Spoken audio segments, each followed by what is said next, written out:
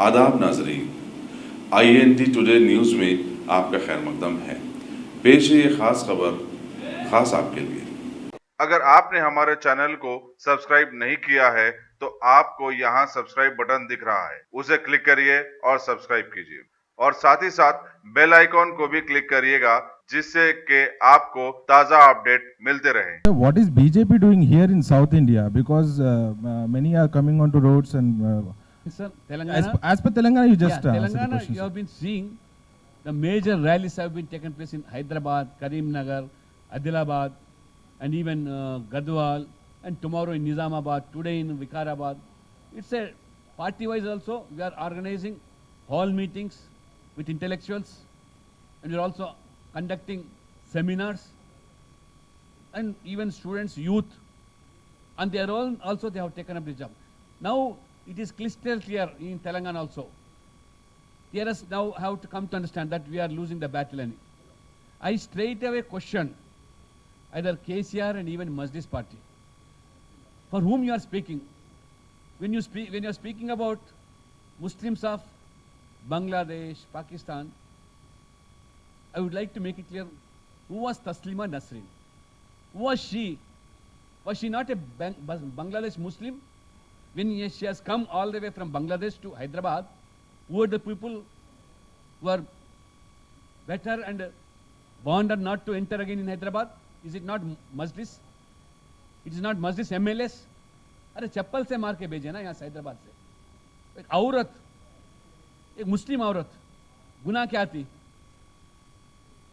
And even your so-called Mamata Banerjee, when she went for Calcutta as a refugee for shelter, Mamata Banerjee was the first person asked her to get away from Calcutta. ये क्या है? ये दुविधा नहीं है क्या? एक औरत बांग्लादेश से, she is a writer and she has got that freedom. If you have any objections, you can question her, you can write on her. पर चप्पल से मार के भेजना ये मजलिस वाले का, अब TRS उसको कैसा समझ देते समझ में नहीं आया। अब किस मुस्लिम के बारे में बात कर रहे हैं आप?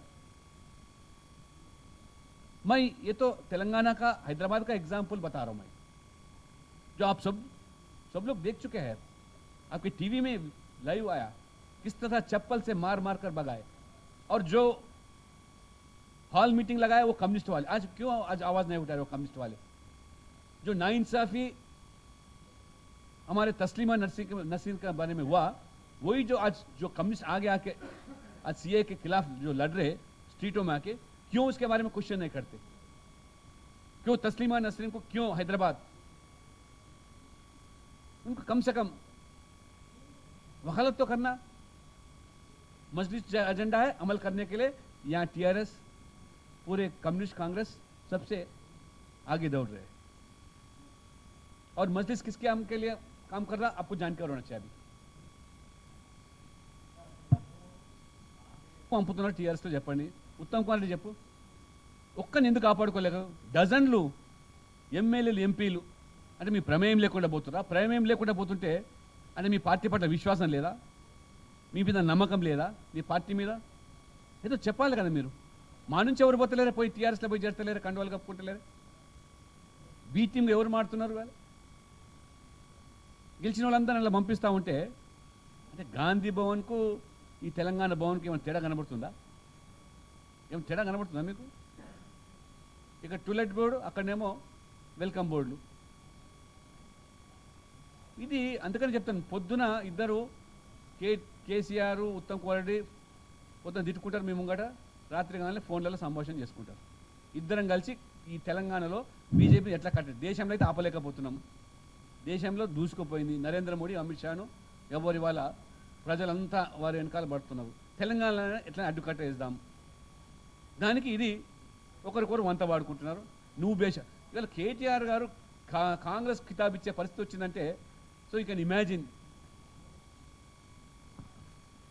ఎంత వాళ్ళు ఇన్సెక్యూర్గా ఫీల్ అవుతున్నారు బీజేపీ పట్ల. And hour agenda is very clear, crystal clear. ఏదైనా ఉన్నది ఉన్నట్టుగా చెప్తాం, చెప్పింది చేస్తాం, చెయ్యగలిగింది మాత్రమే చెప్తాం. మీరు ఇవాళ సిఏ గురించి మాట్లాడే ప్రతి పార్టీ ప్రతి నాయకుడు you grow to the records. ఎవ్వరు సిఏను మరి సమర్థించలేదు. ఎవరు ఆనాడు శరణార్థులుగా వచ్చేటువంటి మైనార్టీలు హిందువులు సిక్కులు క్రిస్టియన్స్కు ఆ రోజు పౌరసత్వం కావాలని డిమాండ్ చేసిన వాళ్ళు కాదా వీళ్ళు? Right from your Manmohan Singh నుంచి 2003 రాజ్యసభలో వారి స్పీచ్ ఒకసారి మీరు వైరల్ చూడండి. Mamata Banerjee and Prakash Karat he has given a letter, he has written a letter to Manmohan Singh. ఎందుకు బంగ్లాదేశ్ వచ్చేటువంటి హిందువులు బెంగాల్లో ఉన్న వాళ్ళకు ఎందుకు మీరు పౌరసత్వం ఇవ్వరు అని అడిగింది వాస్తవా కాదా? Let them answer first to these questions. అని టీఆర్ఎస్ ఇంకా అప్పుడు పుట్టలేదు, చరిత్ర లేదు కాబట్టి. మీరందరూ ఒప్పందం ఏంటి? అక్కడ ఉండే పర్సిక్యూటర్స్కి ఇక్కడ న్యాయం జరగాలని కోరుకుంది రైట్ ఫ్రమ్ మహాత్మా గాంధీ నుంచి వాస్తవమా కాదా? మరి ఎవరికి ఇవ్వాలి మీరు? ఫర్ ఎగ్జాంపుల్ మీకు చెప్తున్నాను, పార్టీషన్ తర్వాత భారతదేశ విభజన తర్వాత అసలు మనం ఆ రోజు భారతదేశ స్వాతంత్రం కోసం అక్కడ ఇక్కడ ఉన్న ప్రజలు కొట్లాడినారు. అది పాకిస్తాన్లో ఉన్న వాళ్ళు. కానీ పాకిస్తాన్ దేశం కావాలని కోరింది ఎవరు? మా ముస్లింలకు ప్రత్యేక దేశం కావాలని డిమాండ్ చేసింది ఎవరు? ఆ డిమాండ్ చేసినప్పుడు తల ఒగ్గింది ఎవరు? ఈ కాంగ్రెస్ పార్టీ కాదా? ఇదే నెహ్రూ కాదా? అలా జిన్నా నాకంటూ మా ముస్లింలు ఒక కంట్రీ కావాలని కోరితే అంటే రాత్రికి రాత్రి వారు సరిహద్దులు విభజన వల్ల పరాయిలు అయిపోయారా, విదేశీయులు అయిపోయినారా? వాళ్ళు స్వాతంత్రం కోసం కొట్లాడు. అక్కడ ఉన్నటువంటి హిందువులు కానీ వాళ్ళు మిగతా మైనార్టీలు కూడా. ఎప్పుడైతే వీళ్ళు ముస్లింలకు మాకు పాకిస్తాన్ కావాలన్నారో అక్కడ హిందువుల భద్రత, క్రైస్తవుల భద్రత, సిక్కుల భద్రత వారు దాన్ని ఇస్లాం రాజ్యంగా మార్చుకున్నారు. It's not just for in the large interest of the country. Telangana people will follow. If not today, tomorrow. Local issues may dominate and local politics may dominate. That is different issue. But this is an ideological fight. It's nationalist forces versus rest.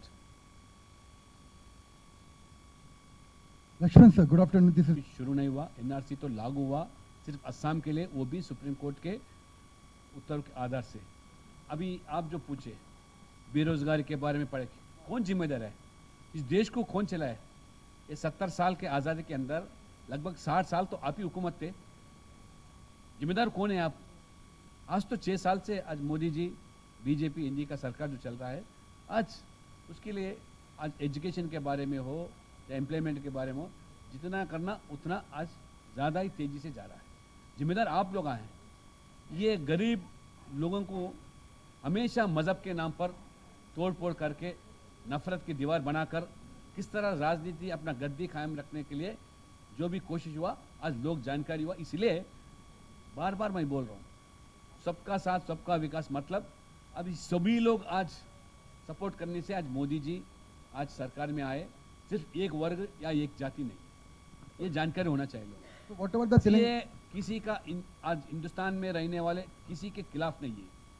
बाहर से आने वाले minority जो है उसके, वो भी 11 साल 20 साल से यहाँ लोग हैं, कम से कम उनका कम से रेशन कार्ड नहीं है, आधार कार्ड नहीं है, लोग तड़प रहे.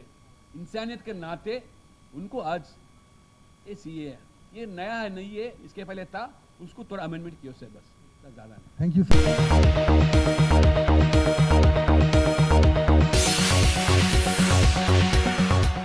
गाजी kidney centre and multi speciality hospital गुर्दे और बवासीर के इलाज का 40 साल मशहूर हॉस्पिटल, जहां हजारों पेशेंट्स क्योर हो चुके हैं. Doctor Hussaini international national award winner और दूसरे डॉक्टर्स और लेडी डॉक्टर्स की जेर खिदमत गुर्दे के तमाम अमराज का मुकम्मल ट्रीटमेंट किया जा रहा है. गुर्दे फेल हो चुके हों, डायलिसिस करवा रहे हों, याद रखिए डायलिसिस कोई इलाज नहीं, इससे 1% भी गुर्दे रिकवर नहीं होते. हाँ, डायलिसिस टेम्पररी रिलीफ दे सकता है, लेकिन हमारे ट्रीटमेंट से गुर्दे फिर से फंक्शन में आ सकते हैं. गुर्दे श्रिंक हो गए हों या सिस्ट हो, गुर्दे की पथरी हो, कैसी भी गुर्दे की तकलीफ हो या पाइल्स यानी बवासीर, चाहे ब्लीडिंग हो या कोम, बगैर ऑपरेशन मुकम्मल क्योर ट्रीटमेंट का एक ही centre, Ghazi kidney centre, DLRL main road opposite Vikas high school, Chandrayangutta, Hyderabad. Cell 9966930824 या 9391326261.